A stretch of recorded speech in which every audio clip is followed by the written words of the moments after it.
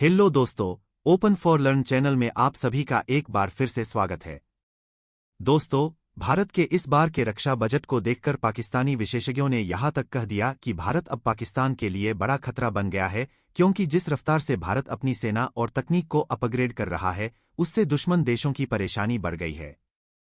भारतीय वायुसेना के सुखोई यानी Su-30 MKI फाइटर जेट्स बहुत जल्द सुपर सुखोई बनने वाले हैं, यानी इसमें स्वदेशी तकनीक, खतरनाक stealth technology, radar, mission computer, electronic warfare sweet, cockpit layout और हथियारों का सिस्टम बदलने वाला है।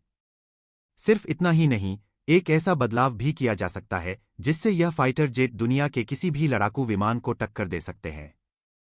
किसी भी जंग में इंसान और गैर इंसानी हथियारों का मिश्रण आज के दौर की मांग है, इसलिए प्लानिंग यह चल रही है कि 84 सुखोई 30 MKI को मैन्ड आर्मर्ड एमिंग तकनीक से लेस किया जाएगा, यानी इस फाइटर जेट के साथ हमलावर या निगरानी ड्रोन्स भी उड़ान भर सकेंगे। इन ड्रोन्स को इन्हीं फाइटर जेट्स से कंट्रोल किया जाएगा या उनका संचालन किया जाएगा। इससे वायुसेना को यह फायदा होगा कि जहां तक फाइटर जेट्स नहीं जा सकते, उससे आगे ड्रोन भेजकर हमला किया जा सके या फिर निगरानी के काम करवाए जा सकते हैं। इस फाइटर जेट के साथ आधुनिक ऑटोनोमस ड्रोन्स या फिर लॉयल विंगमन UCAV जोड़े जाएंगे। इससे सीमाओं पर निगरानी आसान होगी और जरूरत पड़ने पर हमला करने की ताकत भी बढ़ेगी। अपग्रेड करने का काम HAL कर रहा है। सुखोई 30 MKI दुनिया के सबसे ताकतवर फाइटर जेट्स में से शामिल है।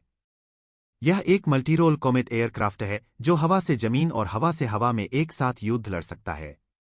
यह तेजी और धीमी गति से हवा में कलाबाजियां करते हुए दुश्मन को धोखा देते हुए उन पर हमले कर सकता है।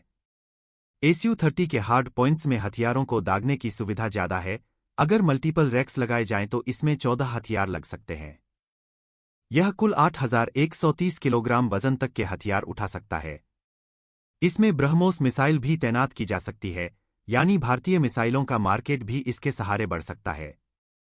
यह एक इकलौता ऐसा फाइटर जेट है जिसे अलग अलग देश अपने हिसाब से ढाल सकते हैं। Su-30 में बदलाव इसलिए किए जाते हैं ताकि अपने देश की भौगोलिक स्थिति के हिसाब से इनको तैयार किया जा सके। यह फाइटर जेट अधिकतम 2120 किलोमीटर प्रति घंटे की रफ्तार से उड़ान भर सकते हैं। इसके रेंज की बात करें तो यह 3000 किलोमीटर तक उड़ान भर सकते हैं। बीच रास्ते में अगर ईंधन इन्हें जाता है तो 8000 किलोमीटर तक यह उड़ान एक साथ भर सकते हैं। 57,000 फीट की ऊंचाई तक यह विमान जा सकते हैं। राफेल विमानों को वायुसेना में शामिल करने के साथ ही भारत तेजी से तेजस विमानों के अलग अलग वर्जन को प्रोड्यूस कर रहा है। इसके अलावा भारत हाल ही में सुखोई 30 MKI के नए विमानों की डील भी रूस के साथ कर रहा है, यानी आने वाले कुछ सालों में भारतीय वायुसेना अपने पुराने विमानों को नए विमानों से अपग्रेड और उन्हें आधुनिक विमानों में रिप्लेस कर देगी।